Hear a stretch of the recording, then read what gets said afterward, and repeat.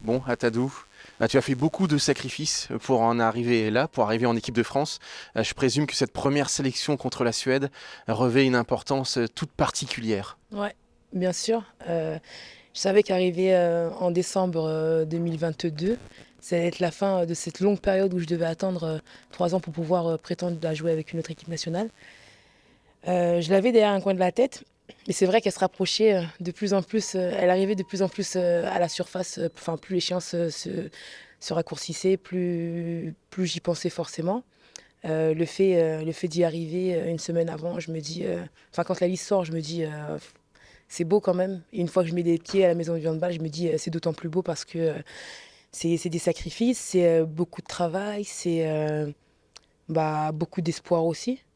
Donc du coup, je me dis, bah en fait, ça tombe à pic et c'est super cool en fait d'être là à cet instant présent. Qu'est-ce qui a été le plus fort lors de ce premier match contre la Suède? Est-ce que c'est revêtir le maillot floqué du coq, la Marseillaise, le premier arrêt, peut-être le public qui scande ton nom? Euh, la première chose, je pense, c'est d'avoir su que je jouais le premier match, parce que c'était ce match-là où c'était le seul match où ma famille pouvait venir. Ma famille ne pouvait pas venir à Montbéliard, donc je leur ai dit, bah écoutez, venez à Strasbourg venez à Strasbourg venez à Strasbourg, pardon, et on verra. Et du coup, bah, les choses sont tellement bien faites que ça a été ce match-là où j'ai pu jouer. Ça, c'est la première chose. La deuxième chose, c'est quand c'est un peu les deux. Je mettrais au même niveau quand je rentre dans la salle de réunion et que je vois sur le tableau mon prénom pour pouvoir commencer titulaire. Et après, bien sûr, cette première Marseillaise où je me dis, c'est beau quand même. Devant moi, il y a un drapeau bleu, blanc, rouge et c'était ce que j'attendais depuis des années. À quoi t'as pensé justement quand t'as vu ce nom, quand t'as entendu la Marseillaise? C'est tout le chemin parcouru, peut-être à ta famille? À quoi ça me fait penser? Ça m'a rappelé sur quoi je me base tout le temps, que le travail paye. J'ai des convictions, je crois en certaines choses et je me dis aujourd'hui, je me suis pas trompée de route. Et, euh, et voilà, aujourd'hui, c'est peut-être le début de la récompense de tout ce que j'ai fait, tout ce que, enfin, de la façon dont j'ai pensé. Quand je me pète les croisés, c'était aussi une source de motivation pour revenir le plus fort et le plus vite possible. Et bien sûr, je pense à ma famille parce que sans limite, ils m'ont vraiment soutenue dans toutes les décisions que j'ai pu prendre, quand ça allait, quand ça n'allait pas, quand j'étais blessée, quand j'étais au plus haut de ma forme. Et vraiment, eux, ils m'ont vraiment lâché. Ouais, l'émotion, elle était là d'abord parce que j'ai pensé à ma famille et je me suis dit, heureusement qu'ils sont là parce qu'ils m'ont vraiment apporté.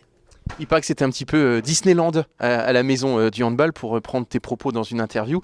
Qu'est-ce qui a été le plus incroyable justement durant ce rassemblement à la maison du handball? Euh, Qu'à la maison du handball, Oui, à la maison du handball, parce que c'est justement à ce moment-là que tu as dit que t'en avais plein les yeux. j'en avais plein les yeux parce que je me retrouve enfin à jouer avec Grazadi. Voilà, une petite dédicace parce que tout le temps je la chambre dessus. Je me retrouve enfin à jouer Grazadi parce que j'avais pas eu l'occasion de jouer avec elle quand elle est revenue à Metz.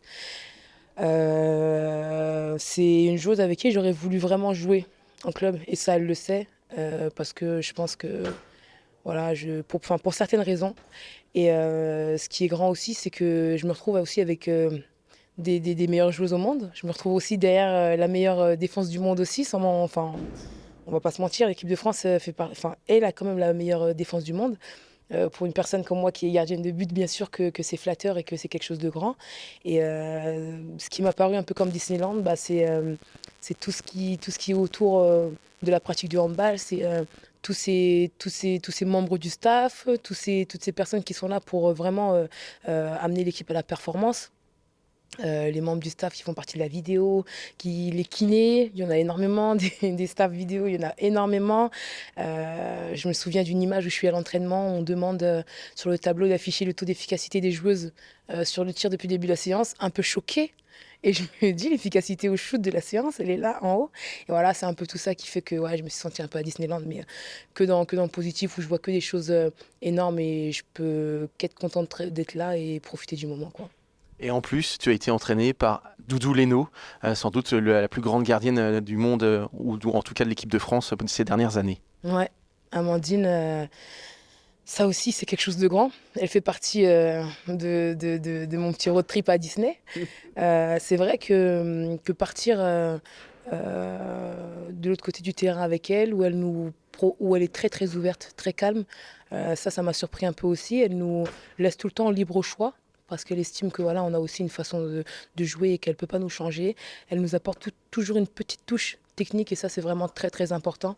Ouais, ça aussi ça a été grand parce que je me dis Amandine Leno, je l'ai regardée des années à la télé. Même quand je jouais avec elle, je l'ai regardée comme ça dans le but aussi. Et ouais, franchement c'est quelque chose de grand d'avoir été coachée par Amandine.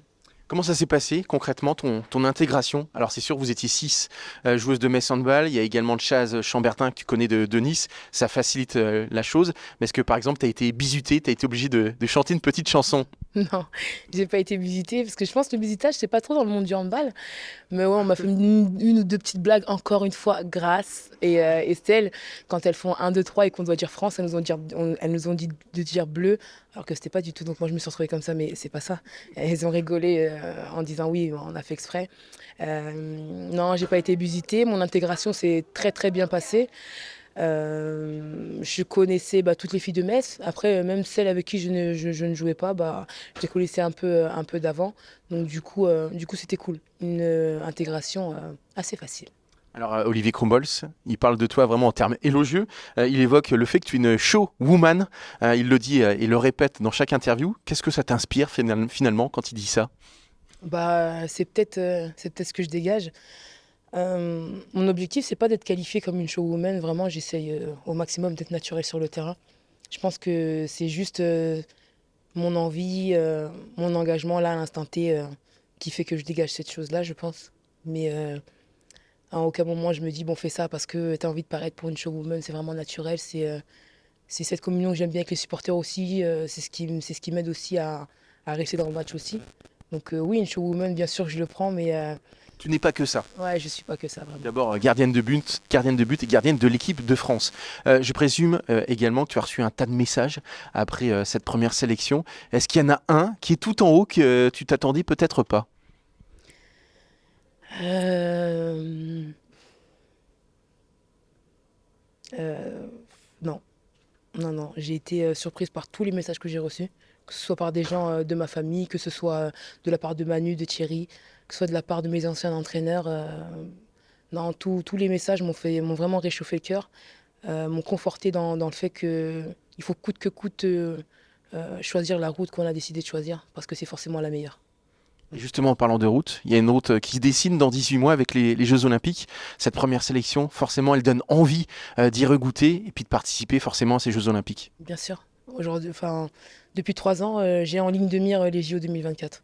C'est en grande partie pour ça que j'ai arrêté aussi avec le Sénégal. Euh, ouais, c'est la route que j'ai envie d'emprunter pour arriver au JO 2024. Bien sûr, il y a une escale là en décembre 2023 au championnat du monde. J'ai envie d'y être. Vraiment, j'ai envie de faire partie de cette équipe qui ira au championnat du monde. Parce que si j'aspire à aller au JO, il faut que j'intègre mieux que ça cette équipe de France, que je retrouve mes marques, que je tisse certains liens avec les joueuses avec lesquelles je joue. Donc bien sûr que j'aimerais intégrer une compétition avant les JO. Et tout ça passe par de belles performances avec Metz Handball et pourquoi pas le triplé d'ici la fin de saison. Ouais, bien sûr. Maintenant, on a switché, on est de retour à Metz Handball. Les objectifs sont toujours les mêmes. Là, on repart à l'entraînement pour s'entraîner fort, fort, fort. Et comme je l'ai dit, mon arrivée à l'équipe de France, c'est grâce à mes performances à Metz Handball. Donc voilà, Metz Handball, c'est mon quotidien, c'est mon tous les jours. Donc je dois être très bonne et performante avec l'équipe de Metz Handball pour pouvoir au moins aspirer à repartir avec l'équipe de France. Merci beaucoup à Tadou. Il y a la musique, Ouais. l'entraînement va commencer en tout cas. Merci à toi. Super, merci beaucoup.